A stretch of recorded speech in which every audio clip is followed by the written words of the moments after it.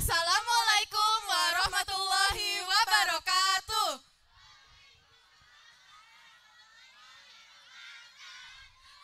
Hadirin yang terhormat, kami dari kelas 9A akan menampilkan pensi legenda Gunung Pinang.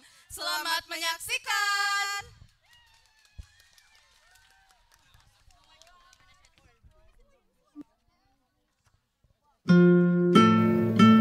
Di sebuah gubuk di pesisir Teluk Banten, tinggallah Dampu Awang bersama ibunya. Gubuknya yang kecil tidak membatasi mimpinya yang besar, yaitu menjadi kaya raya dan membawa ibunya keluar dari kemiskinan dengan cara merantau ke Malaka dan mendapat pekerjaan yang menjanjikan di sana. Ia membulatkan tekadnya dan memberitahu sang ibunda mengenai mimpinya. Ibu, setujukah ibu bila saya pergi merantau ke negeri Malaka? Saya bisa menyeret kita keluar dari kemiskinan ini dan kita bisa hidup sejahtera. Anakku, semua yang kita perlukan sudah ada di sini. Tidak ada gunanya pergi terlalu jauh ke timur. Ibu tidak ingin kau pergi meninggalkan ibu sendiri di sini, nak. Tetapi saya melakukan ini demi kebaikan kita berdua, Bu. Saya berjanji, saya akan melakukan apapun yang ibu minta, asalkan ibu membiarkan saya merantau. Baiklah, jika itu kemauanmu. Tapi ada satu syarat yang harus kamu penuhi. Kamu harus mengabari ibu melalui ketut merpati ayahmu. Saya janji, Bu. Saya tidak akan mengecewakan ibu. Dari gubuknya, Dampu Awang melihat kapal milik saudagar dari Samudra Pasai yang sedang berlabuh di Teluk. Dampu Awang bergabung dengan kerumunan warga untuk menyambut sang saudagar. Hei, ada apa ini ribut-ribut? Lihat, Teku Abu Masyah dari Samudra Pasai sudah berlabuh di sini. Sebuah keberuntungan untuk bertemu dengannya. Permisi, maaf, permisi.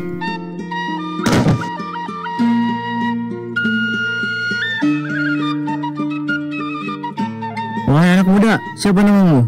Nama saya Dampu Awang, Tuan. Bolehkah saya mengetahui nama Tuan?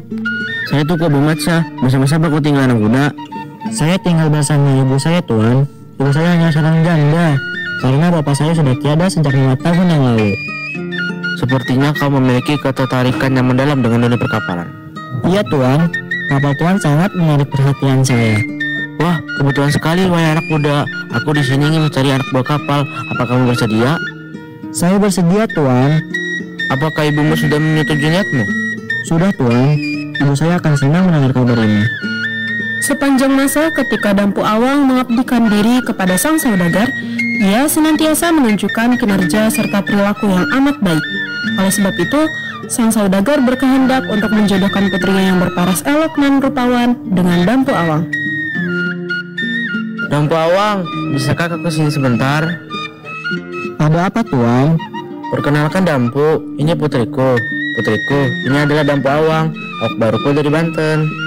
Sebuah kehormatan untuk bertemu dengan Anda, Nona. Wahai Dampu dan putriku, apakah kalian berkenan untuk dinikahkan?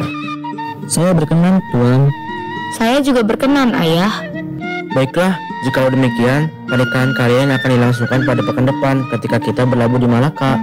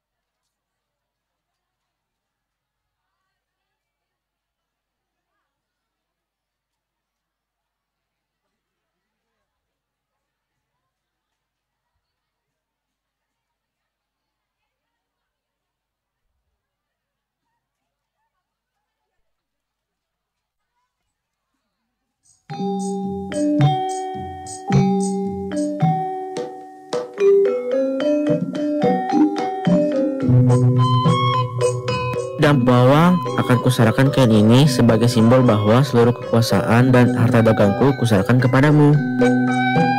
Terima kasih Tuan. Saya berjanji, saya akan menjaga putri Anda dan mengenakan wewenang sebagaimana sepatutnya. Bagaimana denganmu, Ayah? Kemana kamu akan pergi? Tenang saja putriku, aku akan kembali ke Samudra Pasai, ke rumah di mana aku bisa beristirahat.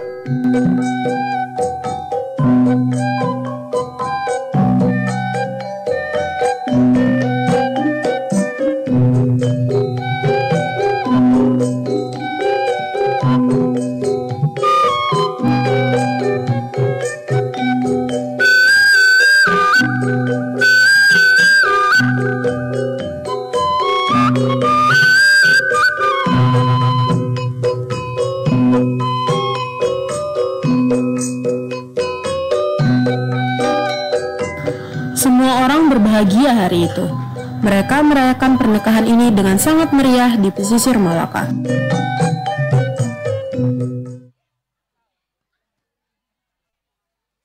Tak terasa 1 dasawarsa telah berlalu dan sang ibu hanya menerima 4 surat dari anaknya. Hingga tibalah kabar angin bahwa ada saudagar yang akan berlabuh di Teluk Banten. Permisi, apakah kabar mengenai sang saudagar itu benar? Benar, Bu. Lihat, kapalnya sudah datang. Sebuah kapal yang amat besar telah bersandar di Teluk Banten. Dari dalam kapal, turun seseorang yang nampak tak asing bagi sang ibu. Ia adalah Dampu Awang yang ditemani oleh istrinya dan dikawal oleh beberapa pengawal. Syukurlah anakku, akhirnya engkau pulang. Mengapa engkau tidak pernah mengabari ibu, nak? Ibu amat rindu padamu. Apakah perkataan wanita itu benar adanya? Dasar pembual, jauh-jauh dari kami, warga rentak. Jangan kau dekati saya dan kekasihku. Engkau terlalu rendahan untuk mendekati kami. Aku ibumu, nak. Inikah yang engkau sembunyikan? Kau bilang ayah ibumu kaya raya. Iya, bukan ibuku. Ibuku sudah tiada. Rumahmu semewah istana. Masa wanita itu yang kau sebut bunda? Ibuku sudah tiada, mewariskanku kuasa dan harta. Kau bicara apa, nak? Kita selalu berjarak dengan harta. Lihat yang mengaku bundamu, bajunya begitu lusuh. Tak mungkin ia sama dengan kaumku. Dia bukan ibuku. Andai pun ia masih ada, tak mungkin seburuk itu rupanya.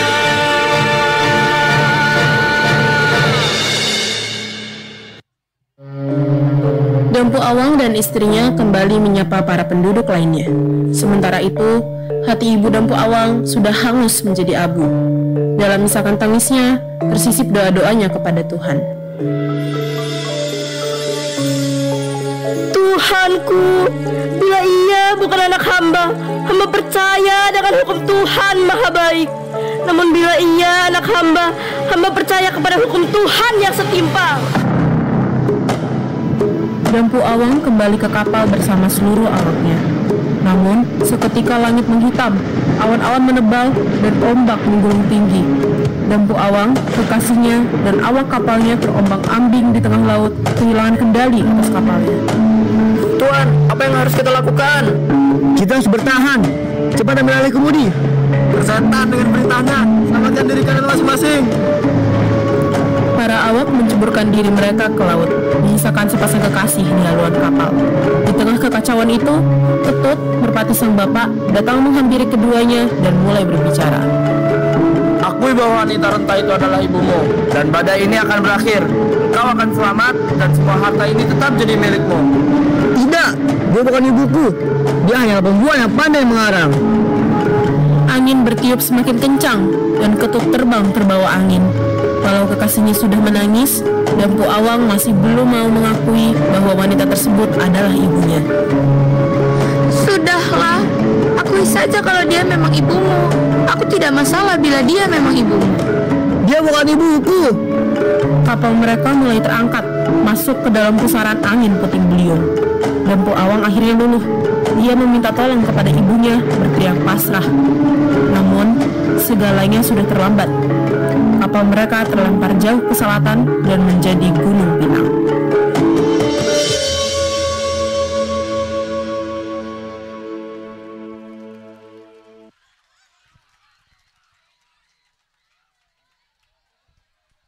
Berikut adalah pentas seni legenda Gunung Pinang. Jadi, apa saja pesan moral yang bisa kita dapatkan dari cerita Gunung Pinang? Pesan moral dari legenda Gunung Pinang adalah kita harus mematuhi perintah kedua orang tua kita dan berbakti kepada mereka sepanjang masa. Terima kasih semuanya. Aduh ya Allah. Maya masuk, woy.